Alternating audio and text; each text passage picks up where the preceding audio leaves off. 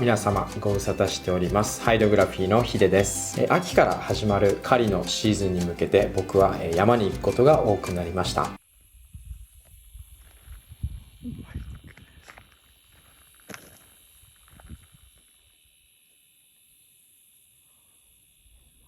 テキサスの面積って日本の国土の約2倍あるんですが、その面積のうち山が占める割合ってたった 1% しかないんです。ほとんどが広大な平地に覆われています。したがって僕は今年は隣接するオクラホマ州に狩猟に行きたいと思います。さて本日のトピックですが、今僕が住むこのテキサス州では実は2023年9月1日より新たな法律が施行されました。その数なんと773。もちろんこの773の法改正には小さなものも含まれているため、本日はその中でもテキサスに暮らしている方であれば少なからずとも暮らしに影響が出てくる可能性のあるもの、またテキサス州外もしくは日本に暮らしている方であってもこれはちょっと興味深いなというものがいくつかありましたので、今回はそれらを取り上げていきたいと思います。その前にちょっとアメリカの法律に関する基礎知識をお話したいと思います。アメリカでは主にフェデラルローと言われるアメリカ合衆国憲法を含む連邦法、それからステートローと言われる州法、それにローカルローズと呼ばれる地方自治体の法律があります。これらの法律はピラミッド型の階層をしており、そのトップに君臨するのが連邦法となっております。ということは連邦法は最も強力であり、州法はその下に位置しているため、連邦法と州法の間で矛盾があった場合は連邦法が最優先されます。同様に地方自治体の法律と連邦法もしくは州法の間で矛盾が生じた場合は州法またはその上の連邦法が最優先されていきます。アメリカというと各州で法律が違うよねというイメージを持つ方が多いかと思います。これはその通りで、アメリカでは各州が独立して法律を制定したり執行することができます。教育のことであったり警察のこと、道路整備を含めた州の予算のことなどなど多くの点で州は独立して法を執行することができます。先ほどピラミッドの一番上に存在する合衆国憲法と州法との間で矛盾が生じた場合、合衆国憲法が優先されると述べました。しかしこの法律をめぐる解釈では常に論争が起きており、例えば州が国を訴えるとか市民が州を訴えるといった裁判沙汰がたびたび起きております。合衆国憲法では有名なもので First Amendment というものと Second Amendmentというものがあります。First Amendment は宗教の自由、言論の自由、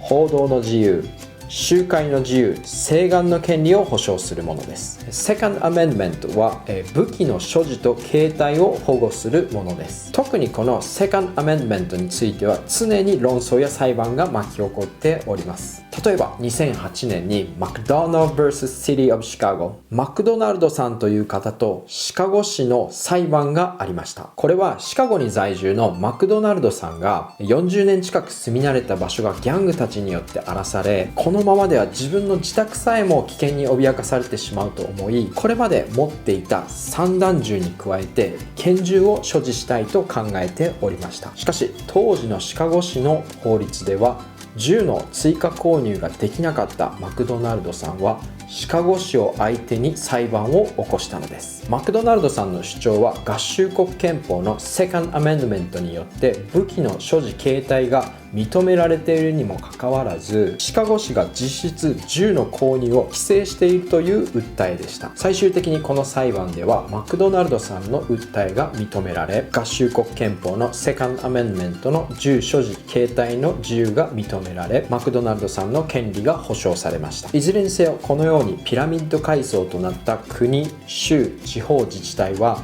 上階層の法律にのっとりつつも独自の法律を定めることができ、その中で常に国や地方自治体を相手取った裁判が繰り広げられているのです。で、話を戻しまして、今回テキサス州で発行された州法のうち注目すべき条項についてピックアップしていきたいと思います。まずは法案第3号、テキサス州内の全ての学校キャンパスに武装警官を配置する義務。いや、いきなり物々しいですね。こちらはですね、近年増加する学校内における銃乱射事件などの暴力に対抗するために可決された法律です。各学校には武装した、銃を持った学校職員を含む警察官を配置する義務があり、この要件を満たせない場合は学校側はそれに代わる代替案を示す必要があります。また武装した職員や警察官を配置する義務を満たす学校に対しては年間1万5000ドルの補助金、もしくは生徒1人当たり10ドルの支給を予定しています。テキサスでは学校内で銃乱射事件が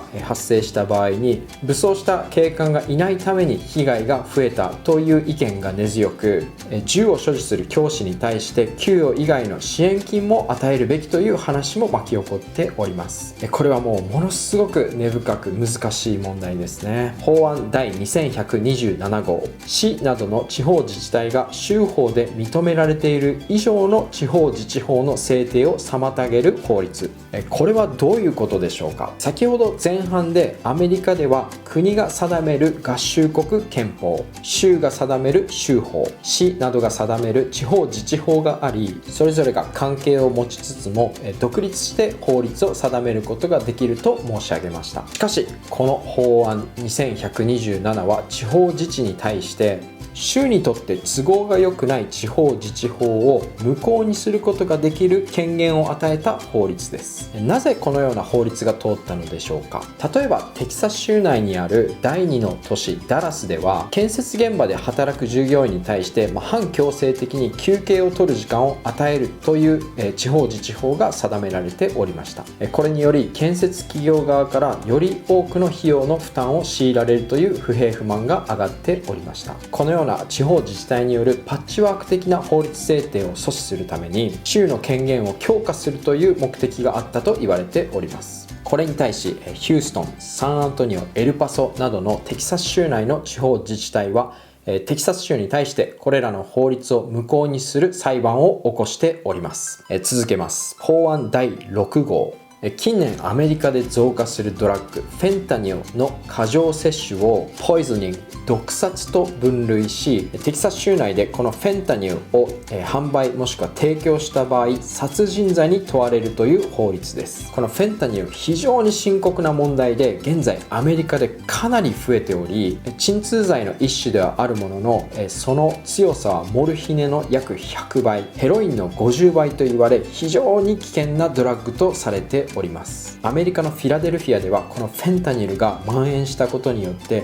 一部の都市では本当にもうホラー映画のような状況が発生しております。 This is Kensington, Philadelphia, the center of America's drug epidemic overrun with a 法案第15号、大学スポーツにおけるトランスジェンダー選手の出場制限。近年アメリカでは生物学的男性でありながら性自認は女性と自称したトランスジェンダーがボクシングなどのスポーツにおいて女性として参加し優勝したり新しい記録を作るなどといった事例が発生していることに対する法律になります。テキサス州内ではトランスジェンダーが自身の性自認に基づいた大学のスポーツチームへの参加を禁止し、あくまで出生時に割り当てられた性別と同じチームでプレーすることを要求するものです。法案第14号、こちらも同じくトランスジェンダーに関する法案です。トランスジェンダーの未成年が思春期を阻害するホルモン治療などを受けることを禁止する法律です。もしこれらの処方を行った医療専門家は医師免許を剥奪されます。法案第19号、コロナ関連の強制の禁止。これは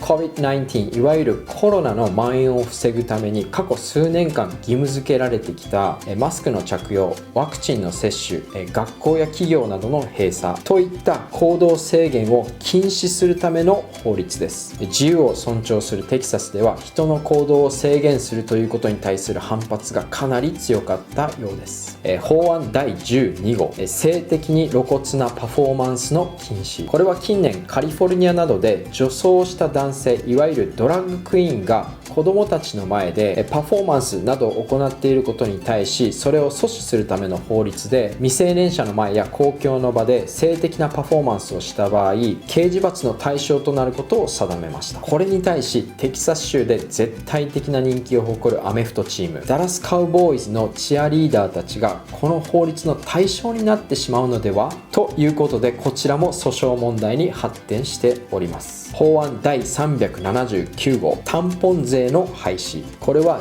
女性用生理用品、おむつ、赤ちゃん用のお尻拭き、マタニティ服、哺乳瓶など消費税を含む全ての税を撤廃する法律です。法案第505号、電気自動車税。これは電気自動車はガソリン税を払わない代わりに、車両購入時に登録料として$400の追加徴収、$200の追加更新料を払うと定めたものです。テキサス州は実は石油が大量に眠る石油大国であって、ガソリンスタンドでのガソリンの値段もカリフォルニアに比べて半分もしくは3分の2程度の価格となっております。ということで電気自動車の普及にはあまり積極的ではないようです。以上、今回773もの法改正のうち主だったものについて皆さんにご紹介させていただきましたが、皆さんいかがでしたでしょうか。僕の感想ではテキサスは保守的な政党である共和党がかなり強い州であり、そういったこともあり保守的な意見の方がかなり優先されたのではないかと思います。特にトランスジェンダー関連の法案は民主党の強いカリフォルニアに比べると、正反対の法案が目立っているかと思います。皆さんはどのような感想を持たれたでしょうか。ぜひコメント欄に皆さんの賛否をお聞かせください。今回ご紹介できなかったのですが、他にも例えば未成年のソーシャルネットワークアプリの使用に親の同意が必要とか、髪の色、髪型による差別の違法化など興味深い法律がたくさん今回施行されたので、興味のある方はぜひぜひ調べてみてください。以上、ハイドグラフィーのヒデでした。また次回お会いしましょう。バイバイ。